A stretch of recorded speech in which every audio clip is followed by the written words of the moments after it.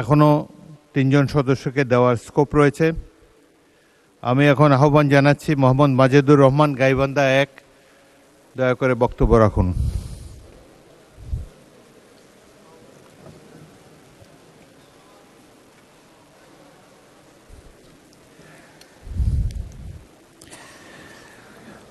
মোহাম্মদ আতাউর রহমান নড়াইল 2,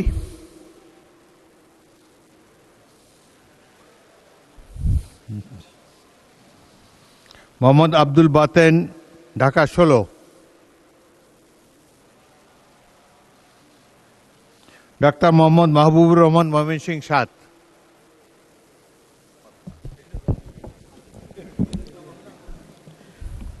বিসমিল্লাহির রহমানির রহিম। মাননীয় স্পিকার, আপনাকে ধন্যবাদ। আমার যে নোটিশটা ছিল সেটা ছিল যে ত্রিশালের ব্রহ্মপুত্র নদী ত্রিশালের উপর দিয়ে যে অববাহিকা গেছে, সেইখানে আপনার একটা বিশাল জনগোষ্ঠী চরে থাকে। তাদের বাচ্চাদের স্কুলে পড়াশোনার জন্য তাদেরকে আসতে হয় নদী ভেঙে। আমরা সেই বালিপাড়া ইউনিয়নের চর মাদাখালী এবং আমাদের যে মেইনল্যান্ড বালিপাড়া ইউনিয়ন, এই বরাবর আমরা একটা ব্রিজ আশা করছি এবং একই সাথে আমাদের অন্যতম বৃহত্তম একটা ইউনিয়ন, এটা হচ্ছে ধানীখোলা ইউনিয়ন 1 নম্বর ইউনিয়ন। এই ইউনিয়নের ঢোকার মুখের যে ব্রিজ, সেই ব্রিজটা বহুদিনের পুরানো এবং এই ব্রিজেরও সংস্কার করতে করতে এখন আর সংস্কারের অবস্থা নাই মাননীয় স্পিকার। সেজন্য ওইখানে একটা নতুন ব্রিজ করার জন্য আবেদন জানাচ্ছি এবং একই সাথে আমাদের বালিপাড়া ইউনিয়নে একটা পুলিশ ফাঁড়ি দরকার। সেখানে 4টা উপজেলার সংযোগস্থল, সেখানে আমি একটা পুলিশ ফাঁড়ির জন্য আবেদন জানিয়েছি। মাননীয় স্পিকার, আপনাকে ধন্যবাদ। ধন্যবাদ মাননীয় সদস্য। পরবর্তী বক্তা মোহাম্মদ শফিকুল ইসলাম পটুয়াখালী 2 নাই, মোহাম্মদ আব্দুল হান্নান মাসুদ নোয়াখালী 6 নাই, মোহাম্মদ মশিউর রহমান খান বাগেরহাট 1 নাই, মোহাম্মদ আনিসুর রহমান পরবর্তী বক্তা মাদারীপুর 3 নাই, মোহাম্মদ ইলিয়াস মোল্লা ফরিদপুর 1, মোহাম্মদ জহিরুল ইসলাম চট্টগ্রাম 16, মোহাম্মদ মাসুম মুস্তাফা নেত্রকোনা 5, মোহাম্মদ আব্দুল বারী সর্দার রাজশাহী 4, SM রফিকুল ইসলাম গাজীপুর 3, খন্দকার আবু আশফাক ঢাকা 1। জনাব রফিকুল ইসলাম গাজীপুর 3 আছেন, বক্তব্য রাখুন। বিসমিল্লাহির রহমানির রহিম। আসসালামু আলাইকুম। মাননীয় স্পিকার, আপনাকে ধন্যবাদ। আপনার মাধ্যমে আমাদের মাননীয় প্রধানমন্ত্রী, আমাদের সংসদীয় দলের নেতাকে ধন্যবাদ জানাই আমার গাজীপুর 3 এলাকার যারা আমাকে সংসদে আসার সুযোগ করে দিয়েছেন। আমি গভীর শ্রদ্ধার সাথে স্মরণ করি আমাদের স্বাধীনতার মহান ঘোষক শহীদ প্রেসিডেন্ট জিয়া রহমান এবং প্রয়াত দেশনেত্রী গণতন্ত্রের মা বেগম খালেদা জিয়া এবং স্বাধীনতা যুদ্ধে যারা শহীদ হয়েছেন এবং জুলাই আগস্টে যারা শহীদ, সবাইকে শ্রদ্ধার সাথে স্মরণ করি। মাননীয় স্পিকার, আমার নির্বাচন এলাকা শ্রীপুর এবং গাজীপুর সদর, এটা গাজীপুর 3। এখানে একটা ভিন্ন ধর্মীর সমস্যা। অত্র এলাকার প্রায় 42,313 একর গ্যাজেটভুক্ত জমি আছে। এই গ্যাজেটভুক্ত একই দাগে ব্যক্তিগত ভূমি এবং বন বিভাগের জমি রয়েছে একই দাগে, যার মধ্যে মাত্র 16,474 একর জমি হলো বনভূমির এবং 25,836 একর জমি ব্যক্তি মালিকানাধীন। এই জমি মালিক যারা আছে তাদের CS, RS, SA ইত্যাদি রেকর্ডভুক্ত জমি তাদের। যা জমিতে তারা বাড়ি ঘর নির্মাণ করতে পারে না, গ্যাজেটভুক্ত হওয়ার কারণে ক্রয় বিক্রয় করতে পারে না, ভূমি উন্নয়ন কর দিতে পারে না। ফলে সরকার ভূমির রাজস্ব থেকে বঞ্চিত হচ্ছে। বিগত সরকারের ফ্যাসিস্ট সরকারের খামখেয়ালি ভূমি নীতির কারণে আজকে এই অবস্থা তৈরি হয়েছে। আমি আশা করি যে এই অবস্থা থেকে মুক্তি দিতে হলে আপনার বন বিভাগ, বন ও পরিবেশ মন্ত্রণালয় এবং ভূমি মন্ত্রণালয় যৌথভাবে একটা উদ্যোগ নিলে এই অবস্থা থেকে আমার নির্বাচন এলাকার জনগণ, নিরীহ মানুষ মুক্তি পাবে। আমি অনুরোধ করব যে একটি ডিমার্কেশনের মাধ্যমে বন বিভাগের ভূমি এবং ধন্যবাদ।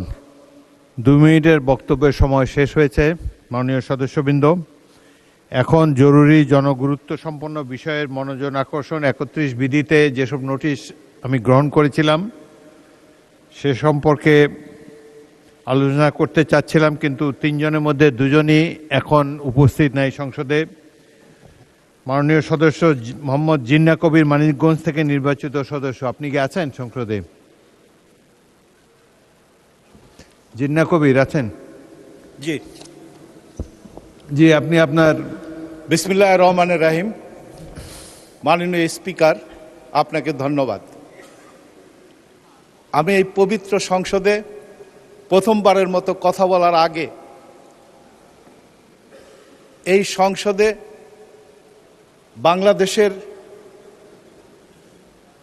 ভোটারদের মাধ্যমে যারা নির্বাচিত হয়ে এই হাউজে এসেছেন তাদের সবাইকে আমার নির্বাচনী এলাকা মানিকগঞ্জ 1, ঘিওর, দৌলতপুর, শিবলয় 3টি উপজেলা, এই 3টি উপজেলার সকল মানুষের পক্ষ থেকে আজকের যার নেতৃত্বে দীর্ঘ 15টি বছর আন্দোলন সংগ্রাম করে আমরা একটি গণতান্ত্রিক সরকার প্রতিষ্ঠা করতে সক্ষম হয়েছি, আমি আমার পক্ষ থেকে, আমার নির্বাচনী এলাকার পক্ষ থেকে সেই বিপ্লবী প্রধানমন্ত্রী আমাদের দলের চেয়ারপারসন জনাব তারেক রহমান সহ সবাইকে আমি আন্তরিক অভিনন্দন এবং শুভেচ্ছা জানাচ্ছি। আমি অত্যন্ত দুঃখের সহিত, মাননীয় স্পিকার, অত্যন্ত দুঃখের সহিত জানাচ্ছি মানিকগঞ্জের এই 3টি উপজেলায় বিগত 15 বছর মানুষের ভাগ্যের কোনো পরিবর্তনের জন্য কোনো কাজ হয়নি। 22টি ইউনিয়ন, 3টি উপজেলা, তার 8টি উপজেলায় প্রতি বছর এই 8টি উপজেলার কৃষক, শ্রমিক, মেহনতি মানুষ প্রাকৃতিক দুর্যোগ, প্রতি বছর বন্যায়, প্রতি বছর ঝড়ে, প্রতি বছর অগ্নিকাণ্ডে এই এলাকার প্রান্তিক মানুষগুলো দুর্বিষহ জীবনযাপন করে, প্রাকৃতিক দুর্যোগের সাথে লড়াই করে তারা জীবনযাপন করে, তবু হার মানে না। আমার এই হাউজে আজকে মাননীয় স্পিকারের মাধ্যমে মন্ত্রী মহোদয়ের কাছে আমার আহ্বান থাকবে, এই 3টি উপজেলার প্রায় 4 লক্ষাধিক মানুষের জীবনকে সুন্দর সার্থক করার জন্য পরিকল্পিতভাবে পদ্মা যমুনা নদীকে স্থায়ী শাসন করে বিস্তীর্ণ চর এলাকাকে একটি আন্তর্জাতিক বাণিজ্য কেন্দ্র গড়ে তুলে এই এলাকা সহ পুরা মানিকগঞ্জ সহ সকল মানুষের কর্মসংস্থান, উন্নত চিকিৎসা, উন্নত পড়াশোনা এবং যোগাযোগের ব্যবস্থা করার জন্য আমি আজকের এই হাউজে আহ্বান জানাচ্ছি মন্ত্রী মহোদয়কে এবং স্পিকারের মাধ্যমে আমি জানাচ্ছি, আসুন আমাদের নির্বাচনী প্রতিশ্রুতি জনাব তারেক রহমানের 31 দফা বাস্তবায়নের যে লক্ষ্যের একটি স্লোগান ছিল, জনগণের পাশে থাকুন, জনগণকে পাশে রাখুন, এই কর্মসূচির মধ্য দিয়ে আমি চাচ্ছি আমার এলাকার এই তৃণমূল এবং প্রান্তিক মানুষের মাঝখান দিয়ে আমরা এটাকে সারা বাংলাদেশে তুলে ধরতে চাচ্ছি।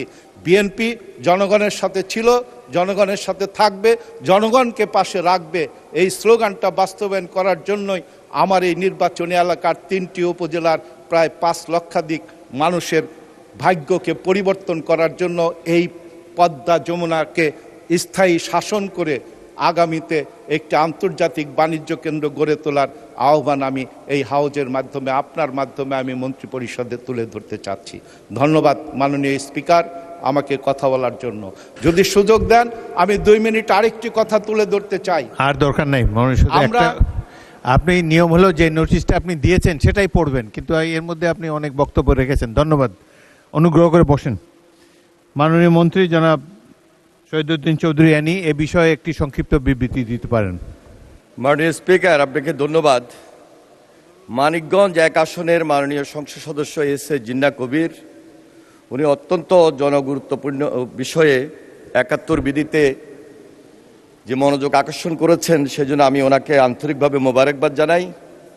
আমি মাননীয় সংসদ সদস্যকে অবগত করছি, মানিকগঞ্জ জেলার দৌলতপুর উপজেলার বাসামারা, বাগুটিয়া, চরকাঠারি ইউনিয়নের পাশ দিয়ে যমুনা নদী এবং শিবালয় উপজেলার অরোয়া ইউনিয়নের মধ্য দিয়ে পদ্মা নদী ও শিবালয় এবং তেওতাই ইউনিয়নের মধ্য দিয়ে যমুনা নদী প্রবহমান। সাধারণত প্রতি বছর বর্ষা মৌসুমে উজান থেকে নেমে আসা পানির তীব্র স্রোতে নদী ভাঙন সংঘটিত হয়। এই প্রেক্ষিতে ইতিপূর্বে 2024-25 অর্থ বছর সহ অন্যান্য সময়ে flood and river bank erosion risk management investment programme শীর্ষক প্রকল্পের মাধ্যমে দৌলতপুর উপজেলাস্থ যমুনা নদীর বাম তীরে 3 কিলোমিটার এবং বাগুটিয়া বাচামারা প্রকল্পের আওতায় 650 মিটার অস্থায়ী তীর প্রতিরক্ষামূলক কাজ ইতিমধ্যে বাস্তবায়ন করা হয়েছে মাননীয় স্পিকার। পাশাপাশি flood and river bank erosion risk management investment programme প্রকল্পের আওতায় বিভিন্ন ফেজে শিবালয় উপজেলার তেওতাই ইউনিয়নের জাফরগঞ্জ বাজার এলাকায় 2 কিলোমিটার স্থায়ী প্রতিরক্ষামূলক কাজ বাস্তবায়িত হয়েছে। আপনার জ্ঞাতার্থে আরও জানাচ্ছি, শিবালয় উপজেলায় পাটুরিয়া ঘাটের ভাটি অংশের বরুরিয়া গ্রাম ও সোলার প্ল্যান্ট এলাকা পদ্মা নদীর ভাঙন রক্ষার্থে মানিকগঞ্জ জেলার শিবালয় উপজেলায় সোলার প্ল্যান্ট ও বরুরিয়া গ্রাম পদ্মা নদীর ভাঙন হতে রক্ষাকরণ শীর্ষক প্রকল্পটি 29 মার্চ 2026 তারিখে পানি সম্পদ মন্ত্রণালয়ে যাচাই বাছাই সম্পন্ন করা হয়েছে। উক্ত প্রকল্পে সংশ্লিষ্ট স্থানের 1.6 কিলোমিটার প্রাক প্রতিরক্ষামূলক কাজের সংস্থান রয়েছে। এছাড়াও ভাঙন রোধ বিবেচনায় সরকার সচেষ্ট রয়েছে বিদায় flood and river bank erosion risk management investment programme phase 3 প্রস্তাবিত প্রকল্পের আওতায় 4 কিলোমিটার অস্থায়ী প্রতিরক্ষামূলক কাজ বাস্তবায়নের লক্ষ্যে ডিপিপি প্রণয়নের কার্যক্রম প্রক্রিয়াধীন রয়েছে। পদ্মা ও যমুনা নদীর তীর বাম তীরে শিবালয় ও দৌলতপুর উপজেলায় স্থায়ী বেড়িবাঁধ নির্মাণের লক্ষ্যে কারিগরি সম্ভাব্যতার বিষয়টি বাস্তবতার আলোকে পরীক্ষা নিরীক্ষা করা হবে। মাননীয় স্পিকার, আপনাকে ধন্যবাদ। আমি ওনাকে আশ্বস্ত করছি। ধন্যবাদ মাননীয় মন্ত্রী। মাননীয় সদস্য এস.এ. জিন্নাহ কবির একটি প্রশ্ন করতে পারেন।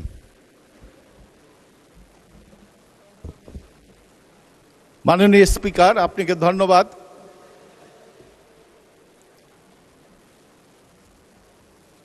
আমি এই হাউজে দাঁড়িয়ে যেটা বলতে চাচ্ছি সেটা হলো, আমরা যদি ঠিক প্রান্তিক পর্যায় থেকে, আমরা যদি তৃণমূল থেকে মানুষের ভাগ্যের পরিবর্তনের জন্য 31 দফার বাস্তবায়নের মাধ্যমে তুলে নিয়ে আসি, তাহলে হয়তো আমরা অল্প সময়ের মধ্যে বিপ্লবী প্রধানমন্ত্রী জনাব তারেক রহমানের নেতৃত্বে এই বাংলাদেশটাকে একটি উন্নত দেশ হিসাবে গড়ে তুলতে পারবো অল্প সময়ের মধ্যে। বর্ষা আগত, ইতিমধ্যে আমার এই 3টি উপজেলার পাটুরিয়া ঘাট গুরুত্বপূর্ণ একটি ঘাট, এই ঘাট এলাকা সদস্য সংসদের সময় সীমিত, এটি প্রশ্ন করুন, ভাঙ্গন সরাসরি শুরু প্রশ্ন করুন। হয়েছে। আশা করি এই ভাঙ্গনকে জরুরি ভিত্তিতে রোধ করার জন্য মাননীয় মন্ত্রী মহোদয় ব্যবস্থা নেবেন, এই আশা ব্যক্ত করে আমি আমার কথা শেষ করছি। আপনি জিজ্ঞাসা করবেন মাননীয় মন্ত্রী কোনো ব্যবস্থা গ্রহণ করবেন কি? That is the way to ask a question. মাননীয় স্পিকার, মাননীয় সংসদ সদস্য মানিকগঞ্জ জেলার পাটুরিয়া ঘাটে যে ইমার্জেন্সি ওয়ার্কের কথা দৃষ্টিতে এনেছেন তা অত্যন্ত গুরুত্বপূর্ণ বিধায় আমরা যাচাই বাছাই করে খুব শীঘ্রই যেন ইমার্জেন্সি ওয়ার্কে নিয়ে আসতে পারি, সে চেষ্টা আমাদের অব্যাহত থাকবে।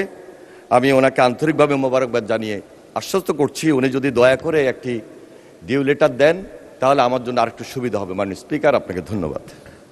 ধন্যবাদ মাননীয় মন্ত্রী। মাননীয় সদস্যবৃন্দ, দুটি জনগুরুত্বপূর্ণ বিষয়ে 71 বিধিতে আলোচনা করা সম্ভব হলো না। জিএম নজরুল ইসলাম সাতক্ষীরা 4 এবং মাসুম মোস্তফা নেত্রকোনা 5, তাদের এই প্রস্তাবটি উত্থাপিত হলো না। এখন জনগুরুত্বপূর্ণ বিষয়ে মুলতবি প্রস্তাব বিধি 62। আমি কার্যপ্রণালী বিধির 62 বিধি অনুযায়ী জনগুরুত্ব সম্পন্ন বিষয়ে মুলতবি প্রস্তাবের আওতায় 30/3/26 তারিখে সন্ধ্যা 6:50 প্রাপ্ত নোটিশটি নিষ্পত্তি করব। এই নোটিশটি দিয়েছেন নোয়াখালী 2 আসন থেকে নির্বাচিত মাননীয় সংসদ সদস্য জয়নুল আবদিন ফারুক। নোটিশের বিষয় জুলাই জাতীয় সনদ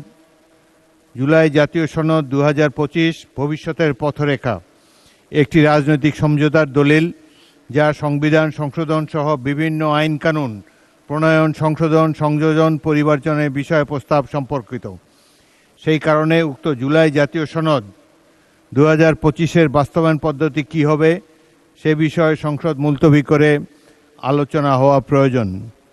কার্যপ্রণালী বিধির 65 বিধি অনুসারে আমি মাননীয় সংসদ সদস্য জয়নুল আবদিন ফারুককে তার মুলতবি প্রস্তাবটি উত্থাপনের অনুমতি প্রার্থনার জন্য আহ্বান জানাচ্ছি। মাননীয় স্পিকার, আপনার কাছে আমি 62 বিধিতে জুলাই সনদের উপর আলোচনার জন্য এই প্রস্তাবটা উত্থাপন করার অনুমতি চাচ্ছি। প্রস্তাবটি উত্থাপন করুন। মাননীয় স্পিকার, আপনাকে ধন্যবাদ। 71 যেমন আমার জীবনের মাথার মণি, 17 বছর কষ্টের পর বাংলাদেশ জাতীয়তাবাদী দলের নেতৃত্বে জুলাই অগাস্ট বিপ্লবের যে জুলাই জাতীয় সনদ, সেটাও আমাদের মাথার মণি। সদস্য, আপনি একজন অভিজ্ঞ সংসদ সদস্য, এই পর্যায়ে আপনি কেবল নোটিশটি পড়তে পারেন। নোটিশটি পড়েন, পরে বক্তব্য দেওয়ার সুযোগ জুলাই জাতীয় সনদ 2025। নোটিশটি পড়ুন। জুলাই জাতীয় সনদ 2025 ভবিষ্যতের পথরেখা, একটি রাজনৈতিক সমঝোতার দলিল যা সংবিধান সংশোধন সহ বিভিন্ন আইন কানুন প্রণয়ন, সংশোধন, সংযোজন, পরিমার্জনের বিষয়ে প্রস্তাব সংক্রান্ত। সেই কারণে উক্ত জুলাই জাতীয় সনদ 2025-এর বাস্তবায়ন পদ্ধতি কি হবে সেই বিষয়ে সংসদ মুলতবি রেখে আলোচনা করার জন্য আমি 62 বিধি আপনার মাধ্যমে উপস্থাপন করছি। আপনাকে ধন্যবাদ। ধন্যবাদ মাননীয় সদস্য। কার্যপ্রণালী বিধির 65(2) বিধি অনুযায়ী সংসদের অনুমতি পাওয়া মুলতবি প্রস্তাবের ক্ষেত্রে সংসদে কাজের অবস্থা বিবেচনা করে মঞ্জুরি তারিখ হতে 3 দিনের মধ্যে যথাশীঘ্র স্পিকার কর্তৃক ধার্য দিনে ওই দিনের সর্বশেষ বিষয় হিসাবে অনধিক 2 ঘণ্টা কাল প্রস্তাবটি আলোচিত হবে। সেই হিসাবে আমি আগামী 5 এপ্রিল 2026 তারিখ রোজ রবিবার দিনের সর্বশেষ বিষয় হিসাবে 2 ঘণ্টা কাল মাননীয় সদস্য জনাব জয়নুল আবদিন ফারুকের এই মুলতবি প্রস্তাবটি আলোচনার জন্য সময় নির্ধারণ করছি। এই প্রসঙ্গে এটিও একটু বলতে চাই, বাংলাদেশের সংসদীয় ইতিহাসে 53 বছরের ইতিহাসে এই প্রথমবারের মতো ট্রেজারি বেঞ্চের একজন সদস্য মুলতবি প্রস্তাব এনেছেন। যাই হোক, 5 তারিখে এটি নিয়ে আমরা বিবেচনা করব।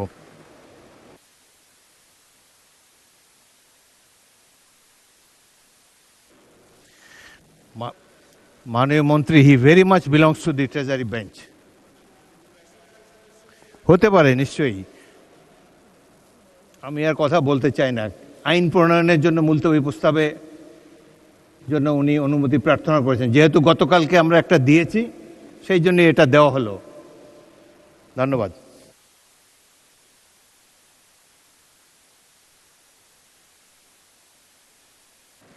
মাননীয় সদস্যবৃন্দ, আমি এখন কার্যপ্রণালী বিধির 62 বিধি অনুযায়ী জনগুরুত্বপূর্ণ বিষয় মুলতবি প্রস্তাবের আওতায় 31/3/2026 তারিখে প্রাপ্ত নোটিশটি নিষ্পত্তি করব। নোটিশটি দিয়েছেন চট্টগ্রাম 15 আসন থেকে নির্বাচিত মাননীয় সংসদ সদস্য জনাব শাহজাহান চৌধুরী। নোটিশের বিষয় রোহিঙ্গা শরণার্থী প্রত্যাবাসন প্রসঙ্গে বাংলাদেশে বর্তমানে প্রায় লক্ষ লক্ষ মিয়ানমারের বর্তমান অভ্যন্তরীণ অস্থিরতা ও সংঘাত সত্ত্বেও শরণার্থীদেরকে মিয়ানমারে ফেরত পাঠাবার জন্য অতি সত্বর ব্যবস্থা নেওয়া দরকার। 1982 সালের মিয়ানমারের নাগরিকত্ব আইনে রোহিঙ্গাদেরকে নাগরিক হিসাবে স্বীকৃতি দিতে অস্বীকার করা হয়েছে। এর ফলে 1990 সালে এবং তৎপরবর্তী ঘটনা প্রবাহে তাদের উপরে নির্যাতন, জাতিগত নিধন ইত্যাদি ঘটনার জন্ম হয়।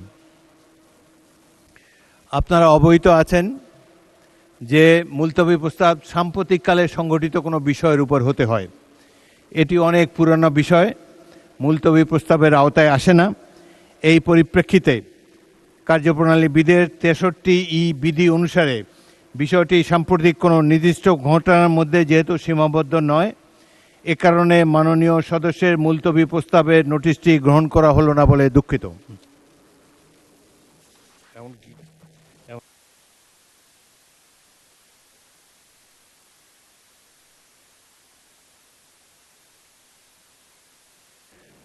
মাননীয় সদস্যবৃন্দ, দিনের কার্যসূচি অনুসারে এখন উত্থাপনীয় কাগজপত্র।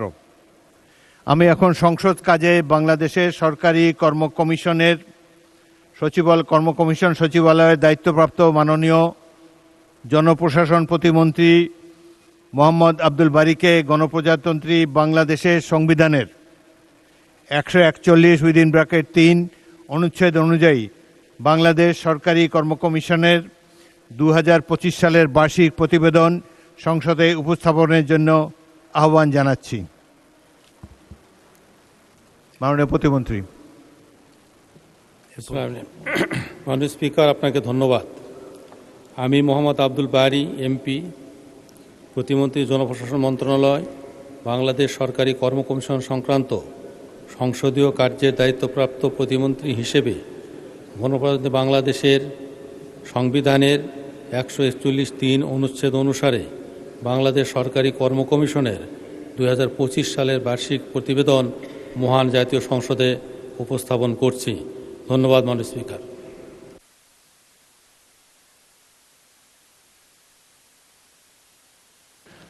ধন্যবাদ মাননীয় মন্ত্রী। প্রতিবেদনটি সংসদে উপস্থাপিত হলো। মাননীয় সদস্যবৃন্দ, এখন মহামান্য রাষ্ট্রপতির ভাষণের উপর আলোচনা শুরু হবে। প্রথমেই বক্তব্য রাখার জন্যে আমি মোহাম্মদ মমিনুল হক, চাঁদপুর 5, তাকে বক্তব্য রাখার জন্য আহ্বান করছি। আপনার সময় 6 মিনিট। বিসমিল্লাহির রহমানির রহিম। মাননীয় স্পিকার, আপনাকে ধন্যবাদ। মাননীয় স্পিকার, আপনার মাধ্যমে আমি ধন্যবাদ জানাতে চাই বাংলাদেশ জাতীয়তাবাদী দলের বর্তমান চেয়ারম্যান সংসদ নেতা জনাব তারেক রহমানকে। তিনি আমাকে 2008, 2018 এবং 2026 সালে মহানী জাতীয় সংসদে মনোনয়ন দিয়ে আমাকে সংসদে প্রবেশ করার সুযোগ করে দিয়েছেন। আমি কৃতজ্ঞতা জানাই আমার নির্বাচনী এলাকা হাজীগঞ্জ শাহরাস্তির জনগণকে, সর্বোপরি 5,26,000 ভোটারকে। এখানে 158টি সেন্টারের ভিতরে প্রতিটি কেন্দ্রেই দানের শীষকে বিজয়ী করেছেন এবং 1,85,000 ভোট দিয়ে 1,10,000 ভোটের ব্যবধানে আমাকে সংসদে পাঠানোর জন্য আমি চিরকৃতজ্ঞতা প্রকাশ করছি। মহামান্য রাষ্ট্রপতিকে আমি ধন্যবাদ জানাই। তিনি তার আপৎকালীন সময়ে বাংলাদেশের সংবিধানকে রক্ষা করেছেন। ত্রয়োদশ জাতীয় সংসদ নির্বাচনকে অনুষ্ঠিত করার জন্য দৃঢ়পরতা ব্যক্ত করে তিনি এই সংসদে বক্তব্য দিয়েছেন। তিনি সমালোচনা করেছেন স্বৈরাচারের বিরুদ্ধে, তিনি আমাদেরকে আশীর্বাদ করেছেন। মাননীয় প্রধানমন্ত্রীকে আগামী 5 বছরের সফলতা কামনার জন্য তিনি দোয়া করেছেন। মাননীয় স্পিকার, 1971 সাল আমার চেতনা, 2024 সাল আমার বিশ্বাস। 1971 সালে যখন শহীদ প্রেসিডেন্ট জিয়া রহমান স্বাধীনতা ঘোষণা করে, সেই সময় আমি 6ষ্ঠ শ্রেণীর ছাত্র। আমার মা 7 সন্তানের জননী। আমার বাবা একজন ব্যবসায়ী ছিলেন। তিনি ব্যবসার প্রয়োজনে বাজারে গিয়েছিলেন। সেই সময় রাজাকার আলবদর বাহিনী আমার বাবাকে পাকিস্তানি হানাদার বাহিনীর হাতে তুলে দেয়। সূর্য অস্তগামী মাগরিবের নামাজের সময় আমার মা নামাজ শেষ করে দুহাত তোলে বিদ্বন্ন ভাষায় সেদিন আল্লাহর কাছে সাহায্য চেয়েছিলেন তার স্বামীকে রক্ষা করার জন্য। মায়ের কন্দনরত অবস্থায় আমরা সকল সন্তানরা মাটিতে লুটিয়ে পড়ি। সেই দুঃখময় স্মৃতি রাত্র গভীর হইতে হতে একসময় বাবা ফিরে আসে। এই দুঃখময় স্মৃতি আজও আমরা বহন করে চলছি। মাননীয় স্পিকার, আপনি সহ এই দেশের মানুষের রক্তের বিনিময়ে এবং আপনাদের যুদ্ধের কারণে আমরা আজকে স্বাধীন হয়ে দেশটি পেয়েছি। সেই জন্য আমরা শহীদদের আত্মার মাগফিরাত কামনা করি। আপনাদের প্রতি আমরা সশ্রদ্ধ সম্মান জানাই। মাননীয় স্পিকার, আমি বাংলাদেশের জাতীয় সনদ বাস্তবায়নের দফা 4 এবং 5-এর আলোকে 16 বছরের বাংলাদেশ জাতীয়তাবাদী দল যে সংগ্রাম এবং আন্দোলন করেছে তার একটি ফিরিস্তি দিতে চাই। মাননীয় স্পিকার, আপনি জানেন আমাদের নেত্রী দেশনেত্রী বেগম খালেদা জিয়া 2008 থেকে 2015 সাল পর্যন্ত এই স্বৈরাচারী সরকারের বিরুদ্ধে দুর্বার আন্দোলন করেছিলেন। সেই সময় বাংলাদেশের আমরা এমন একটা পরিস্থিতিতে ছিলাম, দেশনেত্রী বেগম খালেদা জিয়া গুলশান অফিসে 2 মাস অবরুদ্ধ ছিল। সেই সময় আমাদের প্রিয় যারা আমাদের আরাফাত রহমান কোকো ইন্তেকাল করেন, লাখো লাখো জনতার জানাজা উপস্থিতিতে আমরা ওনাকে দাফন করি। এরপরও দেশনেত্রী বেগম খালেদা জিয়া স্বৈরাচারের সাথে আপোষ করেননি, দেশবাসীকে উদ্ধার করেছেন, আমাদের সবাইকে রেখে তিনি চলে গেছেন, আমরা তার বেহেশত কামনা করি। মাননীয় স্পিকার, 2008 সালে যে আন্দোলনটি হয়েছে সেই আন্দোলনের সময় আমি চাঁদপুর জেলা বিএনপির সভাপতি ছিলাম। সেই সময় আমার নেতৃত্বে 22 জন নেতা শাহাদাত বরণ করেছে। একইভাবে 2024 সালে আমার নির্বাচনী এলাকার 4 জন নেতা শাহাদাত বরণ করেছে। 2টি শাহাদাতের বিষয়ে 2 রকম রিওয়ার্ড করা হয়েছে। যেহেতু জুলাই সনদের 4 এবং 5 দ্বারা 16 বছরের দীর্ঘকাল ধরা হয়েছে, সেই জন্য 2024 সালে সকল শহীদ পরিবার 25 লক্ষ করে টাকা পেয়েছে। কিন্তু যে সময়ে আমরা আন্দোলন করেছিলাম সেই সময় 22 জন নেতা আমার এলাকায় শাহাদাত বরণ করেছে, কিন্তু তাদের পরিবার কষ্টক্লিষ্টে জীবনযাপন করে। আমি আজকে মহান সংসদে অনুরোধ করব সকল শহীদকে সমমর্যাদা দিয়ে একেবারে 25 লক্ষ টাকা দিয়ে ওই কষ্টক্লিষ্ট পরিবারগুলিকে সহযোগিতা করার জন্য। তার পাশাপাশি অনুরোধ করব আপনি সহ বহু নেতা কর্মী দীর্ঘ 16 বছর জেল যাপন করে তার পরিবার একেবারে গরিব হয়ে গেছে। সেজন্য যারা জেল জুলুম হুলিয়া মামলা নিয়ে তারা কর্মহীন অবস্থাতে তাদের জীবনযাপন করেছে, সকলকে রিওয়ার্ড করা হোক। মাননীয় স্পিকার, আপনি এমন একজন ভাগ্যবান ব্যক্তি, এই সংসদে আপনার 7 বার প্রবেশ করেছেন। আপনার এই কাল সময়ে এই সংসদটির যিনি স্থপতি ছিলেন মার্কিন স্থপতি লু আইকন, তিনি যদি জানতেন এই সংসদে মানুষের বিরুদ্ধে আইন পাশ করে মানুষকে শাসনের নামে শোষণ করা হবে, তাহলে তিনি এই সংসদ ভবনটি এভাবে তৈরি করতেন না। সেই সময় একটি মিথ্যাচার করা হয়তো বাংলাদেশ জামাত ইসলাম এবং বিএনপি রাজাকার, অথচ আমাদের দলটি ঘটনা তার অনেক পরে। সেই জন্য মাননীয় স্পিকার, আমরা একটি দুঃখের সহিত বলতে চাই, স্বৈরাচার পতনের পর বাংলাদেশ জামাত ইসলাম যে তির্যক ভাষায় আমাদের নেতা শহীদ প্রেসিডেন্ট জিয়াউর রহমান, আমাদের নেত্রী দেশনেত্রী বেগম খালেদা জিয়া এবং আমাদের নেতা তারেক রহমান সহকারে বাংলাদেশ জাতীয়তাবাদী দলের নেতাকর্মীর বিরুদ্ধে যে কুৎসা রটনা করেছে, এর তীব্র নিন্দা জানাই। বলতে চাই, এই নির্মমতা কারবালার প্রান্তরে ফোরাত নদীর তীরে সেই সময়ে সীমার বাহিনী এজিদ বাহিনী যেভাবে হোসাইনের উপরে যে নির্মমতা করেছে তাকেও হার মানায়। মাননীয় স্পিকার, সুজলা সুফলা রূপসী ইলিশের জেলা চাঁদপুর, আমি সেই জেলার সন্তান। 74 কিলোমিটার একটি নদী দিয়ে আমাদের জীবন জীবিকা এখন পর্যন্ত প্রবাহমান রয়েছে। এখানে আমরা 26 লক্ষ লোক বসবাস করি, এখানে 85,000 হেক্টর জমি চাষ করতে হয়, কিন্তু আমাদের নদীটি শুকিয়ে যাচ্ছে। আমরা দিন দিন বিভিন্নভাবে আমাদের ফসলাদি নষ্ট হয়ে যাচ্ছে। সেই জন্য আমি আজকে মহান সংসদকে অনুরোধ করব যেন চাঁদপুরকে একটি ক্যাপিটাল ডেজিংয়ের মাধ্যমে এই নদীর ন্যায্যতা ফিরিয়ে আনে। মাননীয় স্পিকার, আমাকে আর 1 মিনিট সময় দিলে। মাননীয় সদস্য 1 মিনিট বলুন, ঘড়ির দিকে তাকিয়ে বলুন, 1 মিনিট পরে মাইক অফ করে মাননীয় দাও। স্পিকার, আজকে বাংলাদেশের সবচেয়ে বড় সমস্যা হলো বাংলাদেশের মাদক। আমরা যে আইনের আওতায় এখন মাদককে নিয়ন্ত্রণ করছি, কোনো অবস্থাতে এই মাদককে নিয়ন্ত্রণ করা যায় না। সেই জন্য আজকের এই সংসদে উপস্থাপন করতে চাই, অবশ্যই যারা মাদক প্রস্তুতকারী এবং বিপণনকারী তাদেরকে নন বেলেবল সেকশন দিয়ে দীর্ঘমেয়াদী সাজা দিয়ে আমাদের দেশকে মাদক মুক্ত করার জন্য আমি এই মহান সংসদে উপস্থাপন করছি। আপনাকে ধন্যবাদ এবং অভিনন্দন জানিয়ে আমি আমার বক্তব্য শেষ করছি। আসসালামু আলাইকুম। ধন্যবাদ মাননীয় সদস্য। পরবর্তী বক্তা জনাব আমির এজাজ খান, খুলনা 1, সময় 6 মিনিট। ঘড়ির দিকে তাকিয়ে বক্তব্য রাখবেন। আউযুবিল্লাহি মিনাশ শাইতানির রাজিম, বিসমিল্লাহির রহমানির রহিম। ধন্যবাদ মাননীয় স্পিকার। আমি ধন্যবাদ জানাই মহামান্য রাষ্ট্রপতিকে, যিনি 17 বছর ফ্যাসিস্ট সরকার যে অত্যাচার নির্যাতন জুলুম খুন গুম করেছেন অকপটে, সেটা তিনি স্বীকার করেছেন এই জাতীয় সংসদে। মাননীয় স্পিকার, আমি সর্বপ্রথম শ্রদ্ধা জানাই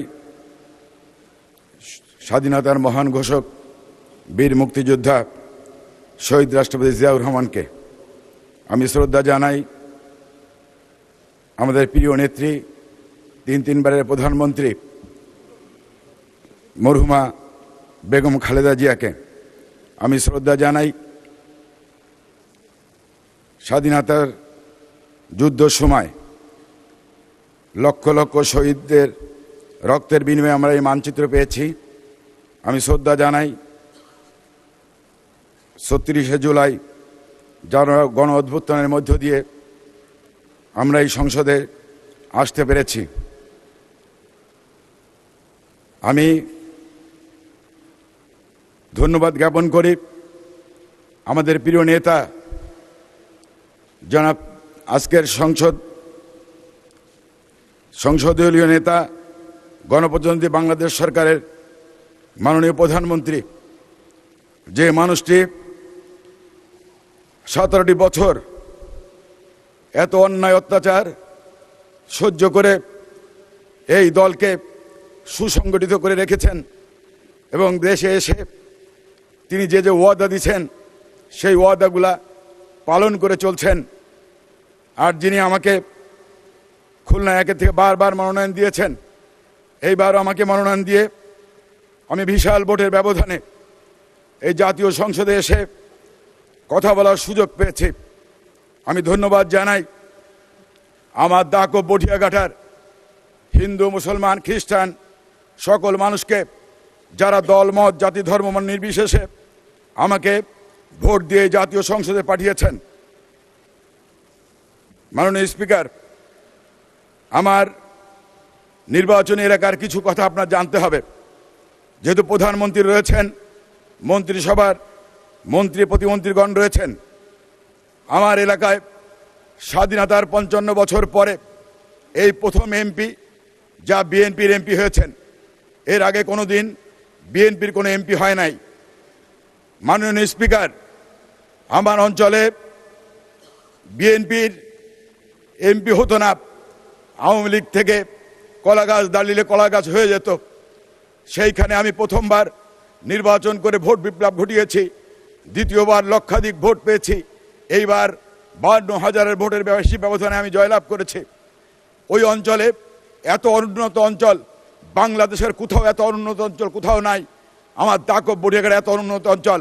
আমার ওই অঞ্চলে 2টা ব্রিজ প্রয়োজন, একটা পদ্মারগঞ্জ তো দাকব, আর একটা খুলনার সাথে যোগাযোগ, দাকবের সাথে যোগাযোগ রক্ষা করতে হলে পানখালি টু বরণপাড়া ব্রিজ নির্মাণ করতে হবে। মাননীয় স্পিকার, আমার ওই অঞ্চল বাংলাদেশের সর্বশ্রেষ্ঠ হিন্দু সম্প্রদায়ের মানুষ বসবাস করে। সেইখানে 2টা মডেল মসজিদ নির্মাণ হচ্ছে। আগে কাজ বন্ধ ছিল, আমাদের মাননীয় প্রধানমন্ত্রী হওয়ার পরে তার নেতৃত্বে আবার নতুন করে ওই মসজিদগুলা নির্মাণ কাজ শুরু হয়েছে। তাই আমার ওই অঞ্চল হিন্দু অধ্যুষিত অঞ্চল হিসাবে আমি আপনার মাধ্যমে প্রধানমন্ত্রীকে বলতে চাই যে আমার 2 উপজেলায় 2টা মডেল মন্দির যাতে নির্মাণ হয় সেই ব্যবস্থা করবেন। মাননীয় স্পিকার, আমার ওই অঞ্চলের মানুষের অবস্থা, দুরবস্থা খুবই খারাপ। শুষ্ক মৌসুমে অবস্থা খারাপ, বর্ষার মৌসুমে খারাপ। একমাত্র নদীপথ ছাড়া, বিভিন্ন ইউনিয়ন আছে, নদীপথ ছাড়া যাওয়া যায় না। বর্ষার সময় নদীতে আসতে হয় নৌকায় করে, আর শীতকালের সময় কোনো রাস্তাঘাট নাই, ধুলার মধ্য দিয়ে সেখানে যাতায়াত করতে পারে, যাতায়াতের অনুপযোগী অবস্থা। সেইখানে রাস্তাঘাটের ব্যাপক উন্নয়ন সাধনের মধ্য দিয়ে আমাদের যদি আমরা কাজ করি, ইনশাল্লাহ আমি আজকের এই প্রধানমন্ত্রী বিএনপির চেয়ারম্যান জনাব তারেক রহমানকে বলতে চাই, আপনি আমাকে গড়েছেন যেভাবে, আপনি আমাকে যেভাবে নেতৃত্ব দেওয়ার সুযোগ করে দিয়েছেন, ইনশাল্লাহ ওই যতদিন আমরা বেঁচে থাকবো ওই ধানের শীষের প্রার্থী আপনি যাকেই দেন না কেন সে নির্বাচিত হবে। ওই হিন্দুরা, ওই মুসলমানরা, ওই খ্রিস্টানরা আপনার পছন্দের যে মার্কা, আমাদের যে মার্কা, সেই ধানের শীষের মার্কার প্রার্থী জয়লাভ করবেন। মাননীয় স্পিকার, আজকে আপনার মাধ্যমে বলতে চাই যে আজকে আমরা যে 17 বছর আন্দোলন সংগ্রাম করেছি, তার প্রধান নেত্রী দেশনেত্রী বেগম খালেদা জিয়া আজকে তিনি আমাদের মাঝে নাই। তিনি থাকলে আমরা অত্যন্ত আনন্দিত হতাম। যে মানুষটি এই বাংলার মানুষের জন্য 1 ফোঁটাও এলাকা ছেড়ে চলে যান নাই। 1/11 সময় শেখ হাসিনা সরকারের সাথে আপোষ করে আর্মিদের সাথে আপোষ করে সে বিদেশে পালান করেছেন, কিন্তু আমার নেত্রী আপোষহীনভাবে তিনি বলেছেন এই দেশ ছেড়ে আমি যাব না, এই দেশ আমার ঠিকানা, এই যেখানে আমার জানাজা হবে, এখানে আমার কাফন হবে, এখানে আমার দাফন হবে, এইখানে ছাড়া আমার আর কোনো ঠিকানা নাই। সেই আন্দোলন সংগ্রাম করে আমরা কিন্তু সেই ফ্যাসিস্ট হাসিনাকে, যে হাসিনা পালিয়ে গিয়েছিল। ধন্যবাদ মাননীয় সদস্য, ধন্যবাদ মাননীয় সদস্য। আচ্ছা, 1 মিনিটে শেষ করুন। তো আমি বলতে চাই যে আমাদের প্রিয় নেত্রী যিনি কখনো দেশ ছেড়ে চলে যান নাই, তিনি পারতেন আরাম আয়েশে থাকতে। আমার নেতা তারেক রহমান পারতেন সরকারের সাথে আরাম কথা ভালোভাবে বলে আরাম আয়েশে থাকতে। তিনি বিদেশে লড়াই থেকে আমাদের নেতৃত্ব দিয়েছে, বিএনপিকে ঐক্যবদ্ধ রেখেছে। আমার নেত্রী জেল খেটেছে, জুলুম খেটেছে, অন্যায় অত্যাচার সহ্য করেছে, কিন্তু ওই স্বৈরা শাসকের সাথে কোনো আপোষ করেন নাই। তাই আমরা ব্যর্থহীন ভাষায় বলতে চাই, এই দেশ আমাদের, আমাদের নেতা জনাব তারেক রহমান যে 31 দফা দিয়েছেন, এই 31 দফা আমার নেতা তারেক রহমান সংসদ নেতা, গণপ্রজাতন্ত্রী বাংলাদেশ সরকারের প্রধানমন্ত্রী তারেক রহমানের নেতৃত্বে ইনশাল্লাহ 31 দফা বাংলাদেশে প্রতিষ্ঠিত হবে, বাস্তবায়ন হবে ইনশাল্লাহ। সেই কাজ আমরা করব, এই আশা ব্যক্ত করে আপনাকে ধন্যবাদ। ধন্যবাদ মাননীয় সদস্য। পরবর্তী বক্তা খায়রুল কবির খোকন, নরসিংদী 1, আপনার সময় 8 মিনিট।